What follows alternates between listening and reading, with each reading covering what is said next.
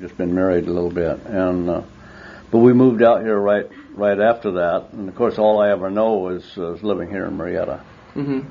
And I'm 78 now. I'll be 79 in December. Mm-hmm.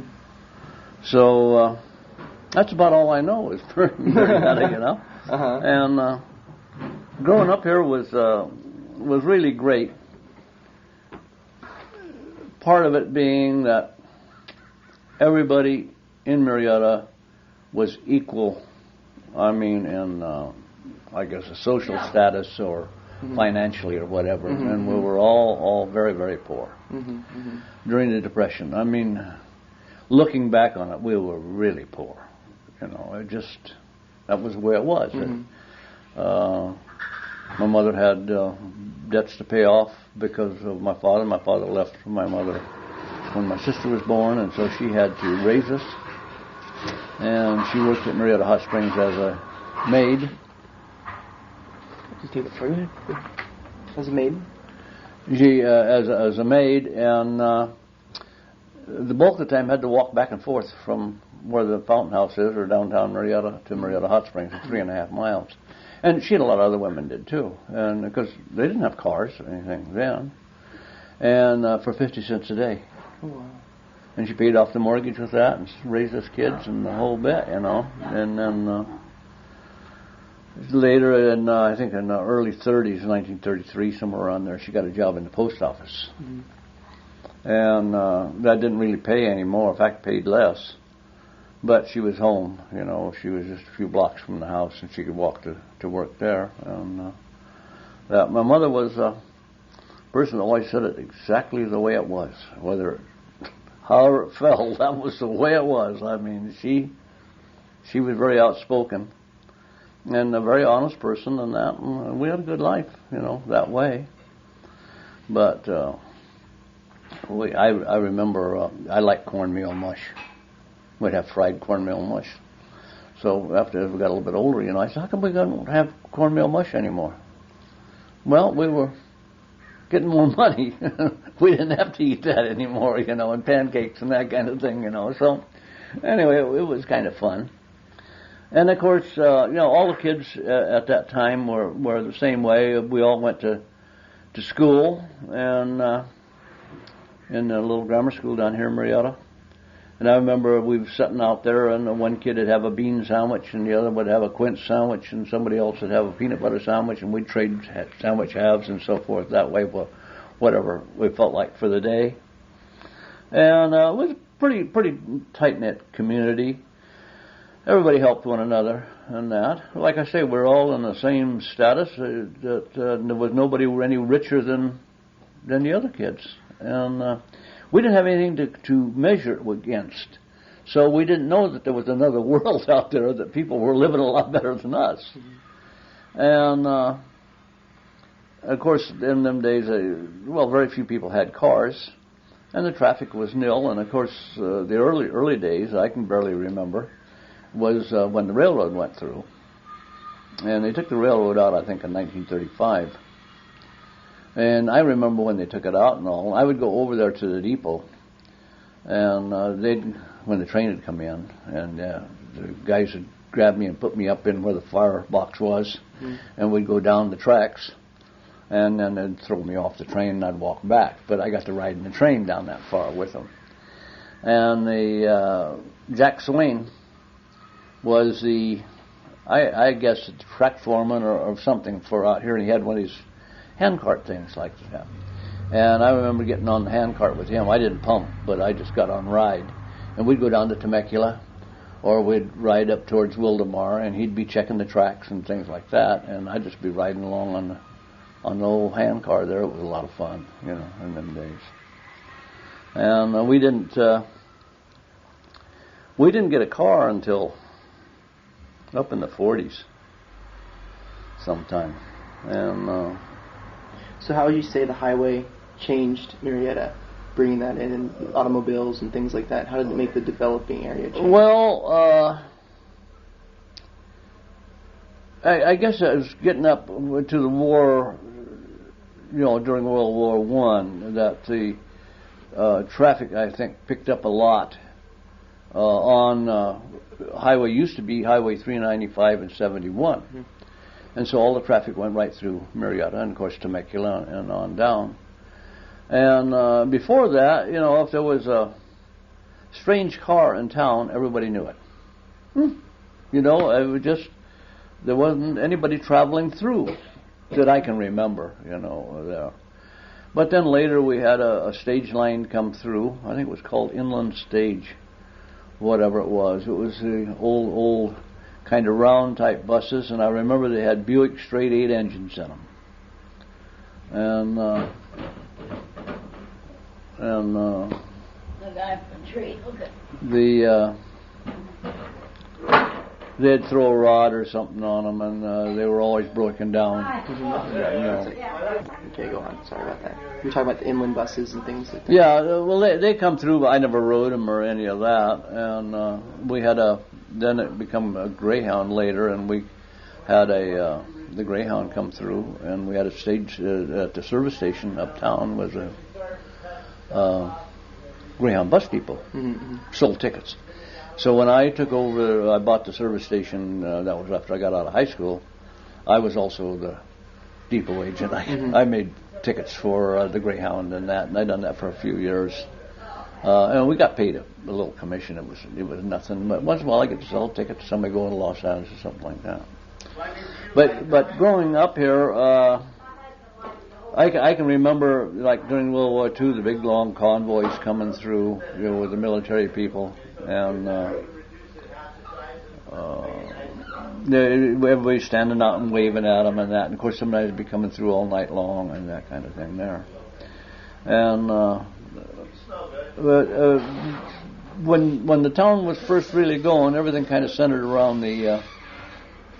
Can you give it just a minute? Do you remember anything about the Fountainhouse? Oh, yes. If you want to tell me anything about that and its role in Murrieta. Well, the Fountainhouse was named because there was a fountain out in the side. The fountain is still down on the property. It's not functioning or anything, but the ring is still there. And it was owned by various people in the late 1800s after it was built up. And then my mother's auntie bought it. And she bought it from Sykes, I believe. It really don't matter. But anyway, she ran it as a hotel. And I think every Sunday she would have like chicken dinner or something. Mm-hmm. And I don't remember what it was, whether it was 50 cents or 25 cents or whatever it was for a Sunday dinner. And I guess some of the old bachelors here in town, from what they said, they didn't eat all week long. They waited for that day, and they loaded up, you know, to last them for another week.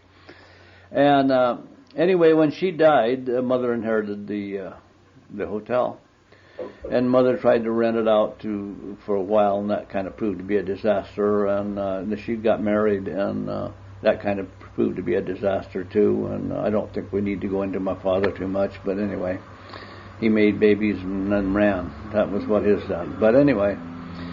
So then we ended up living in the hotel, and of course then, like I say, it was very poor when it was Depression, and we had no electricity. You know, we had coal oil lights and cooked on a wood stove and that kind of thing. And it burnt down in 1935, I believe it was. The hotel burnt down, and we were living in it at the time. And it started in one of the old chimneys that was. They were old brick chimneys at that time, you know, they weren't lined and that kind of thing, and they felt that there hadn't been a fire in the thing for 2 or 3 days, and they felt there was probably soot stacked up in one of the cracks of the chimneys, and it just finally got out to one of the pieces of wood in there, and went, because it started right up the eave of the house, big, like just about a 3-story building, and it was up there and rolling over the top thing. I can remember seeing that when I was a kid. And, of course, then the community got together, and this is what they'd done in them days, and we'd done it for quite a few years. We'd take up collections and so forth and build a house for whoever's house burnt down. And so they done that for Mother. Did they do it on the site of the Fountainhouse, or move it somewhere else? Yes, right in the same ground. Mm-hmm. And the house is still standing now. That that we grew up in. That it was my mother's house there, and of course, Mother lived in it up until 6 months before she died. She died when she was 99. And she lived alone, and I can't remember whether she got kind of sick or a cold or something. She brought her, I think, around December because she thought she needed somebody to be with her. Yeah, she wasn't eating right, and that, and she pretty much lost her sight. And but she was living alone and getting along fine. And then she moved in with my sister. Then she wanted to go back home, but my sister kind of kept her there for another month, and she finally died at my sister's. But she just died because her little body got tired, and that was that. So, but the hotel was really an elegant building. It was just, I can remember, it was just so nice and big, and of course there was a big dining room and another part of the hotel on the back that nobody seems to really know much about, or they never talk about it. They talk about this big front elegant part, The other was just kind of a square box thing that was the first hotel, and then they built the front onto it. And then I think originally there were probably 20-some rooms in the whole hotel. But then they tore the back end down to all the dining room that was underneath it, and there were rooms up above. And, of course, they're going, I think this probably only ended up with maybe 6, 8 rooms upstairs in the hotel that we know as of in the pictures we see today. And but it was nice. It was just a big old building. Now, what role did the Murrieta Hot Springs play into the hotel's success? Well, when the hotel was going, most of the guests came in. They didn't pave the road here, I don't think, until 1917. Now, I could be a little bit wrong there, but I think it was around 1917, before my time, before they actually paved the road or cemented the road down. So before that was a dirt trail, so traffic was, of course, be that.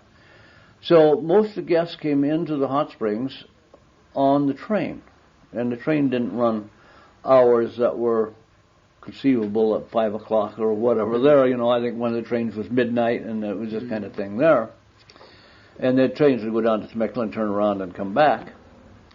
And so Gunther had a kind of an open type bus, lorry type thing, that they would come in and pick up the guests at the hotel, and they'd wait at the hotel. They'd pick them up there or at the train and take them to the hot springs, the guests, and then when they bring them back in, I think they'd sometimes have the evening meal at the hotel, and then they'd catch the train late at night, to go back to Los Angeles or wherever they came from.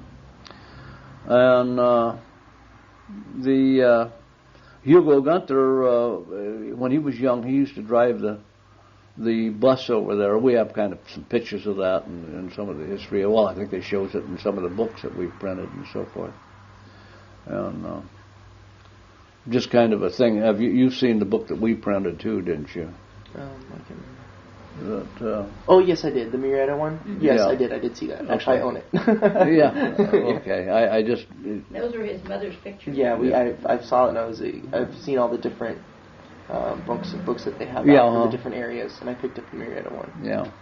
So we picked them up around from too. In fact, I know Elsinore up there that made the Menifee and the Canyon Lake book. Mm-hmm. I don't know the ladies that done the Elsinore book, and of course.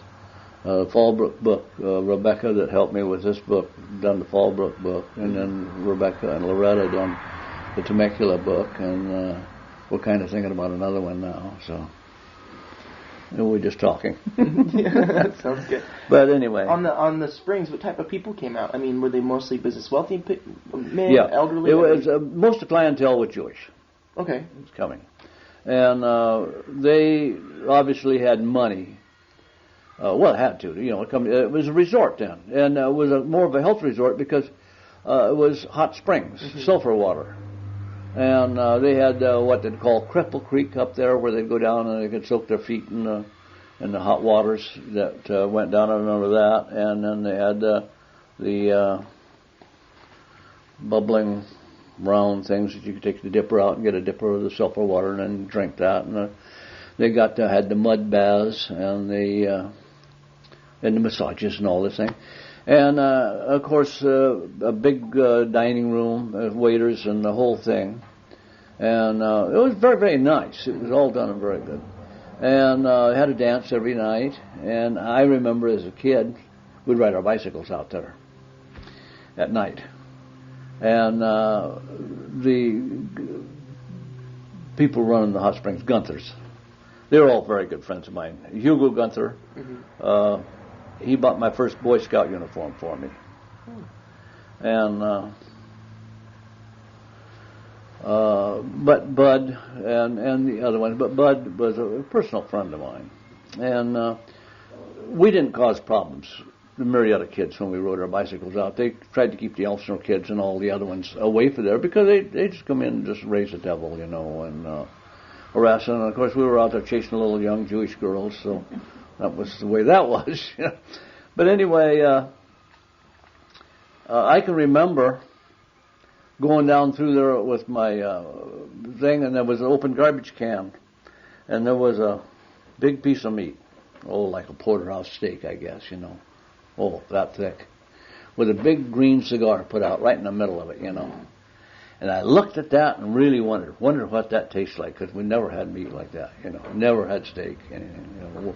We'd have rabbit maybe or chicken, if somebody killed one or something that we got, and that was the extent of our meat. We just had deer meat once in a while. When my granddad would come down, he'd kill the deer or something. We'd get that. But anyway, the people, a lot of them had their big shiny cars there and so forth. Now, I'm talking about later years. This would be past the train era. Because I wasn't out there during when the train was coming in, any of that. And during the times of going out there as a kid, you run into movie stars that were there. I saw Phil Silvers out there. Saw Buddy Hackett out there. Now, I didn't meet him personally. Yeah, but you saw him. I saw him there, and I remember they had a dance every night with a live band, which was very good for the people there, And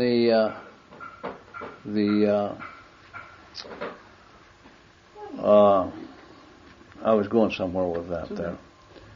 Phil Silvers was out there on top of one of the tables before the dance started, on one of the kind of a round patio type tables outside the dance hall.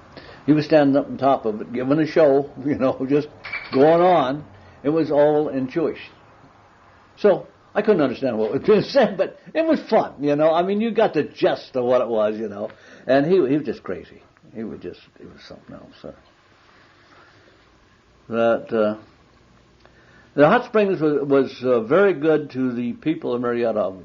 At one time, just about everybody in Murrieta worked at the hot springs. It was, it was the only thing, only employment going. So was it privately owned? It wasn't. Yeah, it was owned by the Gunther family. Okay, so they owned the springs. And started out old Fritz Gunther, and then went on down to Hugo, and then Bud, and on down the line. And I still have touch with some of the Gunthers yet. So for fun, mostly you guys went to the springs and would hang out there and dance and listen to music, or what's that? So for fun, did you mostly go to the springs and go to the dances and things like that they had, or were there other types? We went in and listened to the music, but they didn't want us in there. Okay.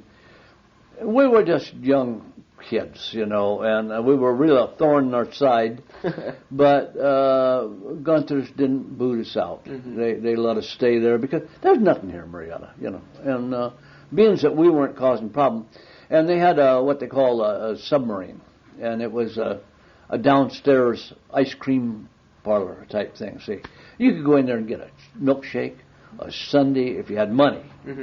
And this was a problem then, but it was just really something nice to go. It was kind of like a malt shop, like to speak of, So that was really great, for us that way there. Now they didn't. Later years they had other cafe type things there, other than the main dining room. But at the time that I was going out there, then was just the main dining room, and then they built a whole new dining room and everything later out there.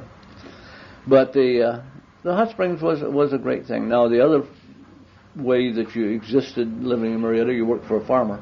Mm-hmm. and it was all dry land, grain farming, and of course that would be seasonal work, and unless you were lucky enough to be working for one of the big ranchers that could keep you on all year round. Mm-hmm. And of course then Vale Company had the cattle, and of course that was I think 92 or 97,000 acres, and that's what everybody calls it Rancho California, but it wasn't. It was Vale Company, and it was a big butterfly, and everything up top the hills and around down to Temecula with one wing of it, and then the other one goes out the other way where the wine country and all that is out the other way. And so the little thing come together in the middle, and that was Temecula. And Murrieta was set up as a larger area, and then it went on out to the larger ranches, and things were owned by individual people, where Temecula was completely surrounded by Vale Company, and Vale Company owned a lot of the lots in town, so Temecula really couldn't grow or couldn't hardly do anything because of expansion until Rancho California or the big corporation bought it, and then they started expanding the thing, and what we have today, But we were never any part of that thing there. We had we had good schools. We had 2 rooms. We called the little room and the big room. And the little room would have about, I would say probably 20, or somewhere around that. And the big room would have about the same amount. It would be 1st through 4th, and then 5th through 8th. And in the 2 rooms, and 2 teachers, and that was... What was it like in school? What was it like in school? Were there some of the things you did, or? It was good. I have a clock on the other wall in the family room there that I watched all day long, waiting for 3 o'clock to get out of school.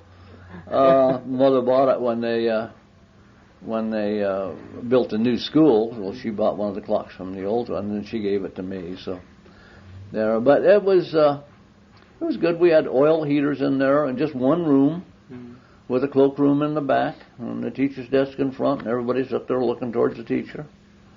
And it was a good school. It was nice, and all the local kids and so. We went to high school in Lake Elsinore, and they had a bus went through here then.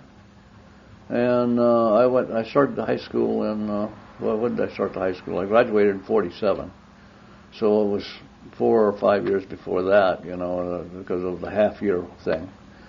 But anyway, probably 43 or 42, we went to high school.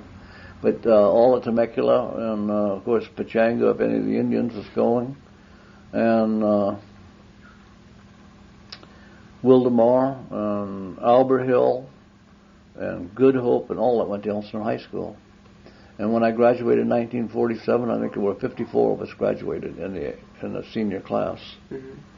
So that of the whole area, there was only 54 kids, and I think 3 or 4 of those were fellows that had left and gone into the service before finishing school, and they come back and graduated with us. Because the war was just over at that time. So. Now, how did the developing area have an impact on the Native Americans on Pechanga or anything like that, or did you remember anything, the Indians and things like that in Pechanga? Did you guys ever see each other? Were they ever around? No, they would have years and years and years ago. I guess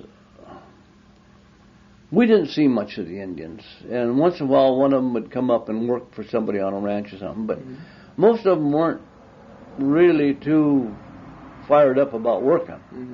They just, I remember seeing some of them down in town by the grocery store, and they'd be up against the wall asleep, and they'd be standing up sleeping, and I never realized anybody could stand up and sleep, but they would. And we never really, they would have a powwow once in a while. I remember when I was young, I'd go down to the powwow, either down in Pechanga, or mostly it was down in Paula. Paula had more going than the Pachanga seemed to, and Pachanga in the early years there was always something that we were just warned not to go down there. Mm-hmm.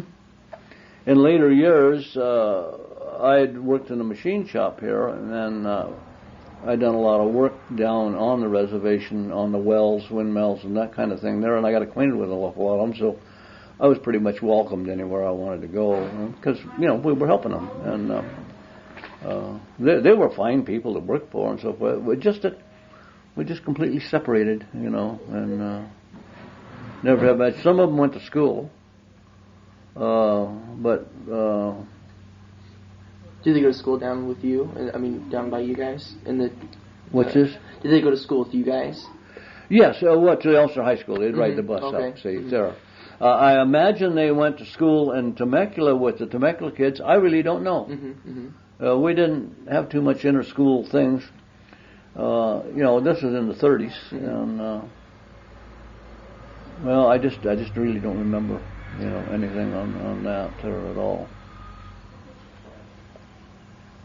Now, what about religion? What role did religion? I mean, was it predominantly one religion out here? Was it what did you guys do at the church? Well, and when I grew up, oh boy, when I grew up, there was only the Methodists down there, and there were other couple. That was a Holiness church too, but it didn't have anything to do with that. And so Mother made us kind of young kids go to the Methodist church, and we had to go to Sunday school. So they'd take us and take us into Sunday school, and local little old biddies was in there teaching Sunday school, and then they wanted a group prayer, and they'd make everybody stand up in a circle and hold hands, and then tell what you'd done bad that week that you should be forgiven for. And all it was is these little old ladies are just trying to find out what on earth you was up to, see. And I went through one time of that, and I said, no more of this crap. And that was the end of my going to church, Sunday school. So whatever they had, it wasn't nothing to me.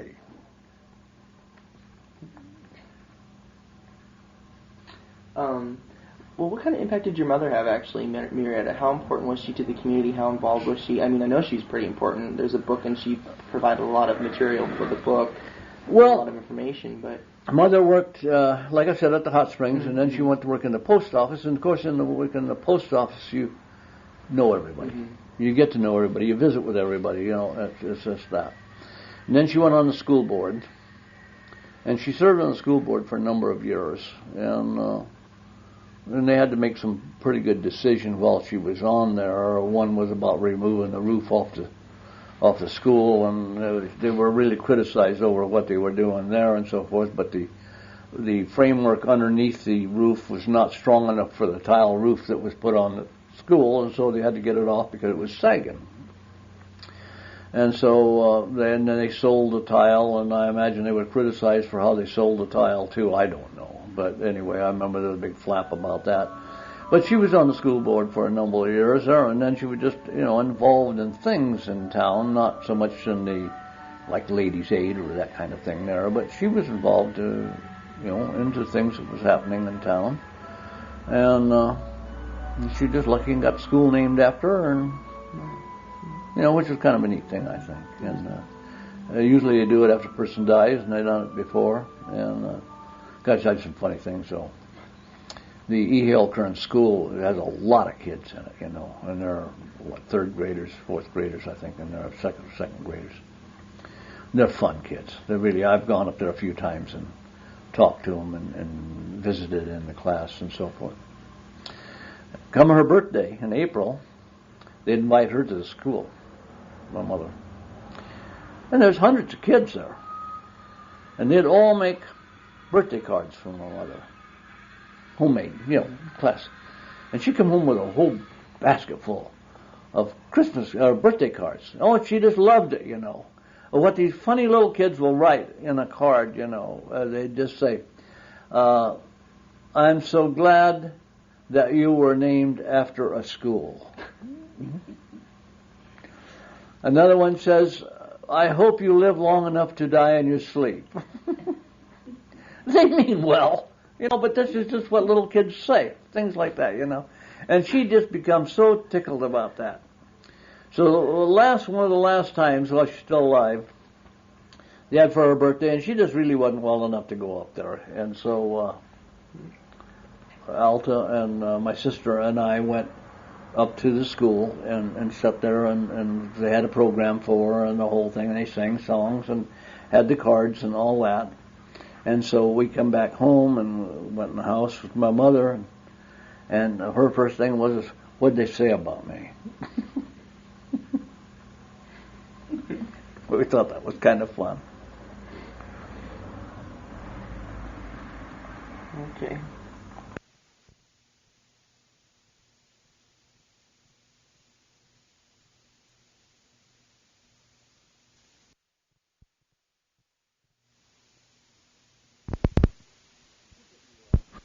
To get me where I could speak in front of people.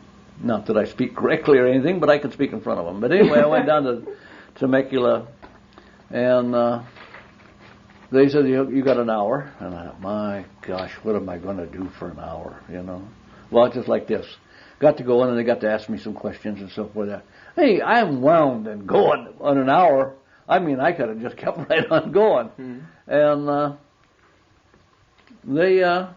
they all seemed to enjoy it, and it was fun, and they said they'd like to have me back sometime, because they haven't invited me back. But do you want to talk a little bit about being a fire chief, maybe, for Murrieta? And having you got some time.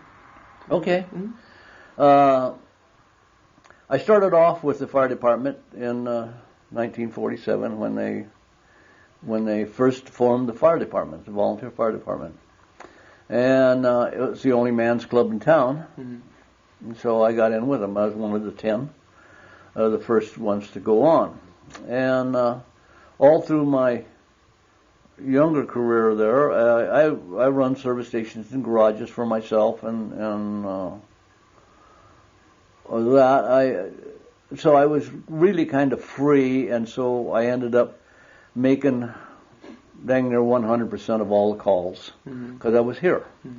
And then I lived with we didn't have an alarm system at that time, so I had a phone in my house, I had a phone in my service station, and so whenever I got the call, I just responded from there, and I would turn in the alarm at the station and grab an engine and leave.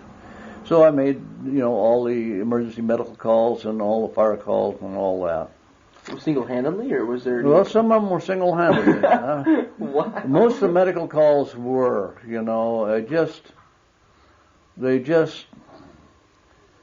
of course, later when we got more people and more involved into this EMT and this kind of thing, no, we were a team and we were working. I had more people to work with then, but, in the early days, there were 10 of us, and 5 of them were out of town working during the day, and some other guys were where they couldn't hear the siren or whatever, and something happened, you just grabbed it and went and hoped somebody else showed up. And of course, in them days, Temecula didn't have a resuscitator, or Murrieta Hot Springs didn't have one. Murrieta Hot Springs was never a part of Murrieta. It was in the Hemet School District, and it just was not a part of Murrieta. Everybody thinks Murrieta was the Hot Springs, but it wasn't. And so we covered Murrieta Hot Springs for years and years, and we were closer, we could make it there quicker, and then Temecula got their engines and so forth, and we would still beat them in. And so I made many, many medical calls to Murrieta Hot Springs. Oh, boy. Yeah, you get a 300-pound woman down in the mud bath, full arrest. No, they've got no clothes on. You try to get a 300-pound woman out of a mud bath. No handles, I'm telling you something. I had that twice. We get them out, hose them off, and go to work on them, but, oh, jeez. Hey, some of the things were funny, and an awful lot of it wasn't funny, And then there were some fire calls that, when my daughter was going to be born, Kelly, that was my second, that'd be my third child. I had the service station, so my wife, my first wife then, she called and she says, I think I'm going to have to go to the hospital. So I said, okay, I'll shut up and I'll be right there. Well, about that time, the fire phone rings. North wind is blowing 900 miles an hour. Answered the phone, says there's a tractor fire out on Antelope Road. So I quick grabbed the engine. I run out there, set the siren off and the whole thing. I got out there, tractor's just burning away. I put the tractor out and nobody showed up. Took the engine, went back, put it back in the station, kind of enough thing at times and so forth on the report that I could fill it out later.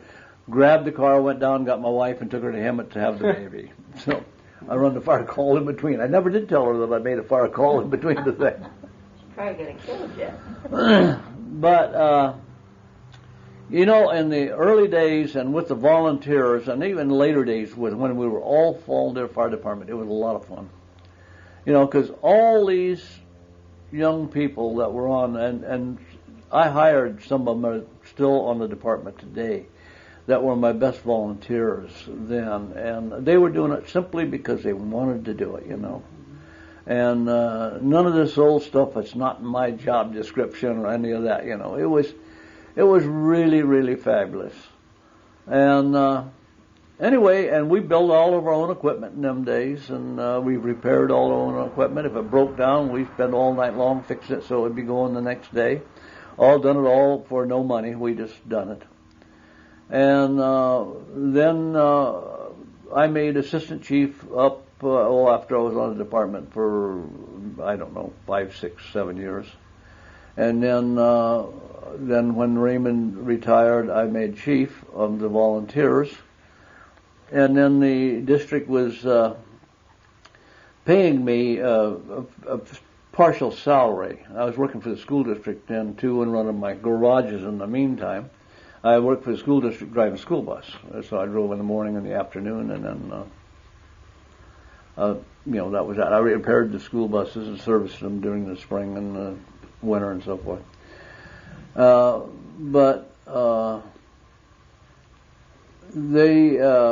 wasn't getting benefits, but I was getting a salary because I was dealing with so much with developers. Every day or so a developer would be in because they were planning of what they were going to do to Murrieta here. And it finally got up to where I was putting so much time in that the commissioner just said, you better go full time. So I went full time, and at that time there, started setting up to hire people. And shortly thereafter, we got provisions enough that we were starting to remodel the station down there and buying other equipment. And we hired our first crew and started running out of that. And then we hired the second crew and then the third crew. And it was real busy. We ended up with, I think I had 46 paid people at the time I retired. But that wasn't all suppression people or fire people. They were had secretaries and that because there was no city at that time. Mm-hmm. So all the plans, everything had to come through us. And we were leveling builders' fees and this kind of thing there, so we had to track all this stuff. And we couldn't let houses get started without them having to pay the fees up front. And you're out every day watching them because at one time I think I had 50-some builders at one time building homes. Mm-hmm. So it was maddening. And I had people that's all they done is this and running paperwork for that, and it was a full-time job. Wow. But everybody was, it was funny, everybody that was working there in the offices, secretaries and everything, we give them 5 o'clock, and we get ready to go home, and we're not quite done yet, and nobody was really quite ready to go home. We just don't want to finish this up, and that. And everybody was there half an hour before work, and we have our coffee and kind of discuss what was going to happen during the day. But the last couple of years there, for me, was just meetings. I get there in the morning, I have a meeting, mm-hmm. or I have to go to Riverside to a meeting, mm-hmm. or somewhere else with a group in a meetings, and it just got to where I got meetinged out. I don't like to go to a meeting today. And if I go to a meeting and it starts to drag, I'm up and gone. Mm-hmm. I just cannot stand to sit there and listen to this bickering and this kind of stuff there, get it out with. But we belong to the Elks, and I belong to the camper group of the Elks, and I'm involved with that. And I go to their meetings and that. But I don't really get involved much else. So, my packages come, honey. Yeah, just so I can come up. But the fire department was very good to me. Hi. Hello. The first part of the city council was pretty well. It was a eager group to get the city going and that thing there. And two of the members were fire personnel that were on there. And then one of them become mayor. And I think the second year or so, Jerry Allen, and he done a good job at it. Jerry Allen? Mm-hmm. And Jerry Allen was administrative battalion chief for me. Mm-hmm. And he was a very smart person and good. And the other was Joe Peary, and but Joe, he just didn't care for it too much. And he was just on the city council, wasn't he? Yeah, he was just on the council. And so he went, he off of it. He was kind of tickled to get off the thing. I think it was a nice thought to be able to get on the city council, but once you get on the city council and find that there's bad decisions you got to make, you wish you weren't part of it, And the city's had its ups and downs and things there. Today, I'm not pleased with the city council at all. I'm not pleased with anything that's going on down there, and I think we've been. I don't even want to get started on that. So. But they were city hall before it became, Yeah, everything went through us. Inspections, all of this. And, through the fire station. Or yeah, through the fire station. It was kind of like an everything. Yeah, I had on my prevention people out there. I had 2 fire people working and 1 secretary out there. And then I had 1 secretary. I had 1 secretary as a bookkeeper in there running all the finances of the fire department because, our payroll and everything she took care of out through there. And then I had my own secretary in there, and then I had and she took care of get most of the final posting of all the developments and so forth there, and then I had assistant chief that was helping me and all this there, and so we were just pretty much running.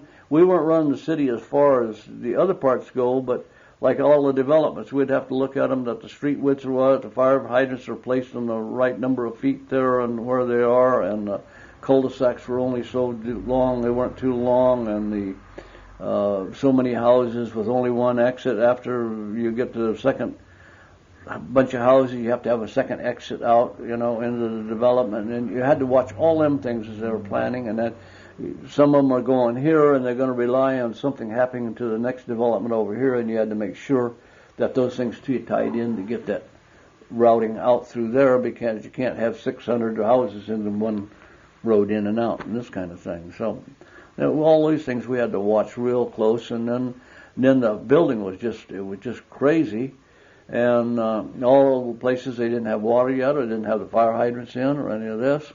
And I wouldn't let them lay any building material down on the building site until water was on the site. A hydrant was there. And some of them, we permitted them to put in high lines. They put in like an 8-inch line above ground. And the hydrants spaced through the development, just framed up houses and with ramped roads over the pipe. Because we have these idiots, somebody's setting a house on fire, and we got to get in and protect them. And if you don't, a whole bunch of stick houses will just go down in a hurry. So we had to watch all that, and then some of them, they were so sneaky that they would shut the lines off and move them and not say anything to us, and we'd go out and find that, hey, we got no water. And so sometimes we knew who was who, and some of them just had a name for doing these kind of things. These developers that you had issues with? Mm-hmm. So when... I'll take my question. So you said it started building like crazy. So when did that really happen? I mean, like when did the housing or the building movement come out here and start? Well, Here, way back, and I can't even tell you when. Might have been the late '60s. Mm-hmm. An outfit come into Riverside County and says, we're going to build an expo. Mm-hmm. So they said they were going to put a monorail between Los Angeles and San Diego and one from Los Angeles into here. Mm-hmm. And they were going to have this expo, whatever this expo was going to be. And so they didn't really name all the land, but they had the area that they were talking about. So they got to the county, and of course it was all county controlled then. And so they said what they were going to do. So the county fast-tracked this whole thing through, and within probably 4 or 5, 6 months, they knew what they could do with the property. County had smoothed everything through, see. Well, that was the pre-run of California Oaks. So at that time, we didn't have computers or things, so I had microfiche. And so I took the maps and I looked up the parcel numbers on every piece of property out there. And they were, now these are not accurate names, but there would be one like Rainbow Development Company. And it would be Smith, Jones, Frank, and Prevost. And the next would be Spring Valley Investment Company. And this would be Sam's and Jordan and Prevost. And I went through all of them, and that Prevost name come up on every piece of property. Through the whole thing that they were talking about here. So right then and there, I kind of knew, and they kind of give me some hints that said, we're going to do this to you, you know. But the expo thing was off. But they found what they could do with the property. So that's when the department started paying me extra because I were meeting with these people, and I began to believe what they're telling me. They're going to build me a city. And so as it kept getting closer and closer, no houses were built, but they were grading land, and they were doing this, and they were doing that. And this was in, it was probably 86. But in the very early 80s, I went through and passed what they call a availability standby fee. I've done an election and put a fee of $50. $50? I don't remember what it was. 50. I think still today it's still on. What? Wasn't it 40? $40 per every structure that had put that on, because I knew the taxes wasn't going to be great enough to do what it was, but for fire protection. And then set it up with commercial by square footage and so forth, and I passed it and it went through, and so I had that all in place. Well, development is, I mean, they're flaunching at the bits here, and I was seeing the different developers getting around, and they're getting their little trailers set up and so forth there. And of course, there's not all paved roads and streets and things like this. I mean, it's all hill and dale, and they're flattening off the place out there and getting ready to build houses there, but they're all mountains over here. And then some of them are real sneaky that they don't give you a road in hardly. You got a dirt trail that runs around over there, and you come on over to where they're getting ready to build.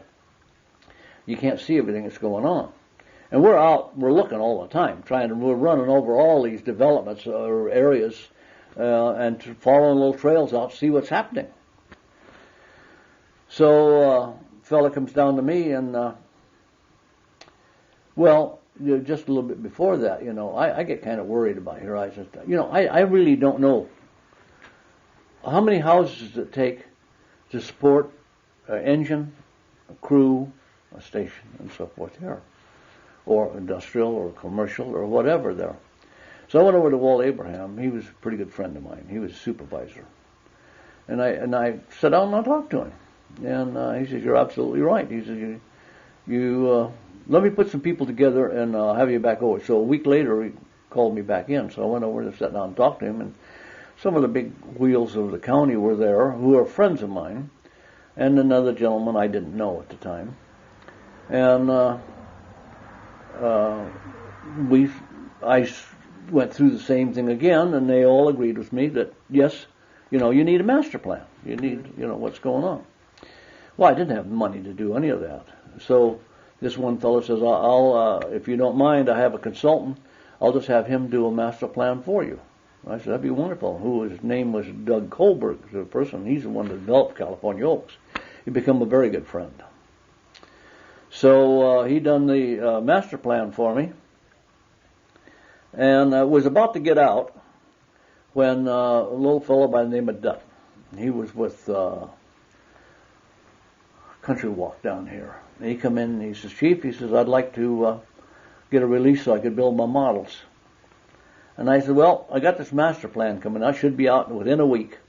And if you can wait till after that, because you'll have to sign a release that you agree to the terms of the master plan of what it's going to cost you to build these houses, for the fire fees and so forth there.